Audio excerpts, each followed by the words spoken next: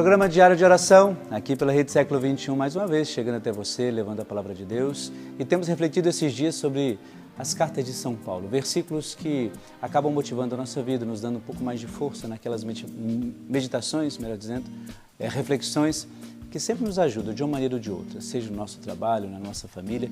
E a gente tem recebido até muitas respostas disso, através das pessoas, das correspondências, dizendo que isso tem ajudado desta maneira ou naquela situação.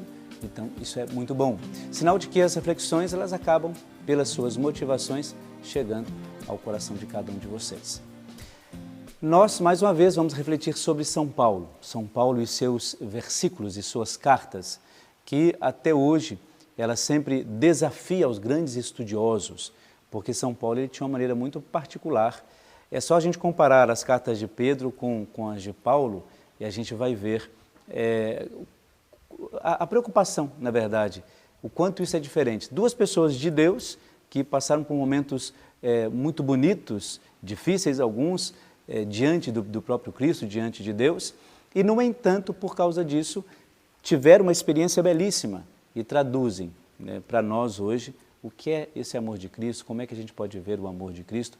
Isso é muito bom. Então, por isso, o nosso versículo de hoje: alegrai-vos na esperança, sede pacientes na tribulação e perseverantes na oração. É só você olhar melhor na sua Bíblia, buscar essa citação, e você vai entender que São Paulo tinha essa preocupação com as pessoas, porque ele sabia que não era fácil viver a palavra de Deus. Eu acredito que ele devia pensar num determinado momento da vida assim: é engraçado que hoje eu sou perseguido, mas eu fiz a mesma coisa com as pessoas, porque as pessoas tinham medo de Paulo.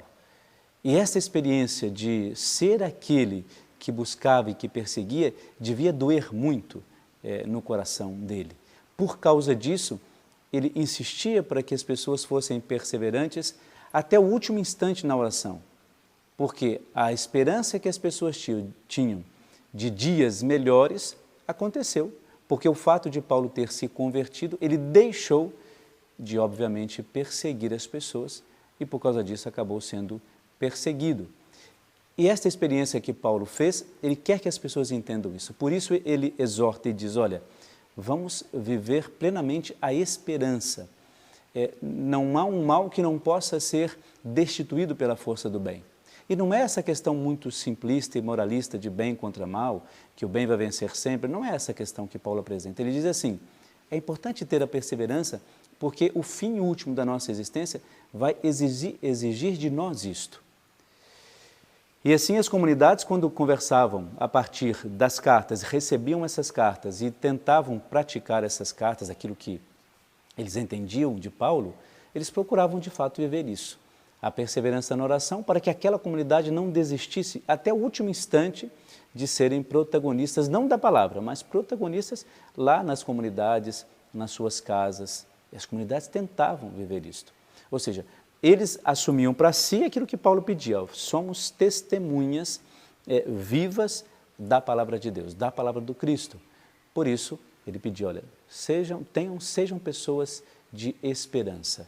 E essa esperança mesmo nos momentos mais difíceis. Por isso que a tribulação e o sofrimento para São Paulo, eles eram um caminho, uma porta para a salvação das pessoas.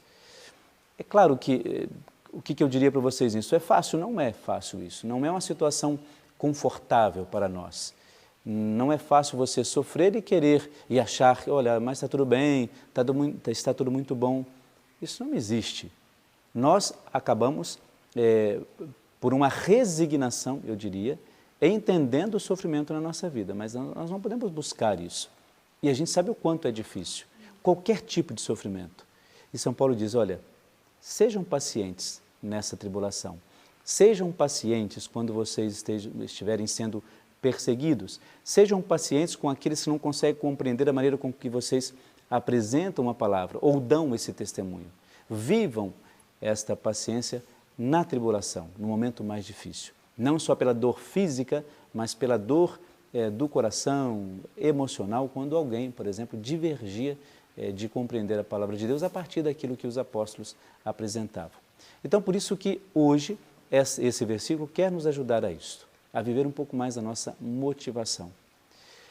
E uma motivação, eu diria, diária, porque a gente precisa disso. Nós precisamos, difícil às vezes, né? Mas buscar algumas motivações, alguma força em coisas que nós vivemos no nosso dia a dia. Então, nem sempre nós temos a possibilidade de participar da Eucaristia, por exemplo, que é a força maior que nós temos, todos os dias da nossa vida. Às vezes é impossível. Então, nas coisas que você faz, nos amigos, na Palavra de Deus, naquilo que você lembra de ter ouvido na Palavra de Deus, ou na Santa Missa, ou num grupo de rua, ou grupo de preparação da Palavra, alguma coisa ali que deve fortalecer você. Então, por isso que a partir do texto de hoje, a gente ter alegria na esperança, não é? Ser paciente na nossa tribulação e também perseverantes na oração é aquilo que todos nós temos que buscar. Então, peça isso na sua oração e tente viver isso da melhor maneira possível. Mesmo sabendo que não é fácil. Se alguém te persegue, se alguém te contradiz ou quer que você se contradiga naquilo que você diz, independente de tudo isso, manifeste sempre a sua fé e procure viver da melhor maneira que você puder. Não é fácil, mas é possível. Receba então a bênção, aliás, fique com a oração, toda especial, uma bênção para você e para toda a sua família. Jesus, coloca tuas mãos benditas e ensanguentadas, chagadas e abertas sobre mim neste momento. Sinto-me completamente sem forças para prosseguir carregando as minhas cruzes. Preciso que a força e o poder de tuas mãos, que suportaram a mais profunda dor ao serem pregadas na cruz, reergam-me e curem-me agora. Jesus, não peço somente por mim, mas também por todos aqueles que mais amo. Nós precisamos desesperadamente de cura física e espiritual, através do toque consolador de tuas mãos, ensanguentadas e infinitamente poderosas. Eu reconheço, apesar de toda a minha limitação e da infinidade dos meus pecados, que és Deus, onipotente e misericordioso para agir e realizar o impossível. Com fé e total confiança posso dizer: mãos ensanguentadas de Jesus, mãos feridas lá na cruz, vem tocar em mim, vem, Senhor Jesus. Mãos ensanguentadas de Jesus, mãos feridas lá na cruz, vem tocar em mim, vem, Senhor Jesus. Mãos ensanguentadas de Jesus, mãos feridas lá na cruz, vem tocar em mim, vem, Senhor Jesus. Com esta oração, nós apresentamos a Deus as suas necessidades e as necessidades de toda a sua família e de todas aquelas pessoas que você ama e que você sabe que precisam desta oração. Por isso, peço a Deus que na sua infinita misericórdia Ele abençoe a você e a sua família, em nome do Pai, do Filho e do Espírito Santo. Amém.